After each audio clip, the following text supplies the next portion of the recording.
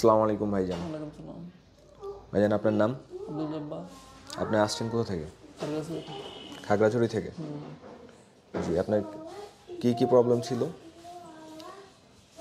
এভাবে শরীর খারাপ লাগতো এরকম। ওগুলো তো হুজুরের কাছে বলছেন। হ্যাঁ বলছি। আসার পরে এখানে আপনার কি অনুভূতি? হ্যাঁ ভালো লাগছে। আসার পর আপনাকে মোটামুটি একটা প্রাথমিক চিকিৎসা দেওয়া হয়েছে, এই জন্য আপনার এখন ভালো লাগতেছে? হ্যাঁ মোটামুটি ভালো লাগছে। আপনার এখানে আসার পর কি মনে হচ্ছে যে এখানে আপনার প্রবলেম সলভ হবে? সলভ হবে এরকম আশা আছে। জি।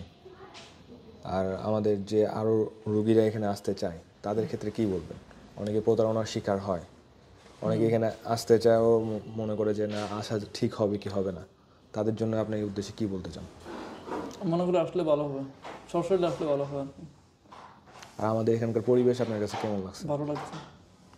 জি ভাই, ধন্যবাদ তাহলে। আসসালামু আলাইকুম। ওয়ালাইকুম আসসালাম।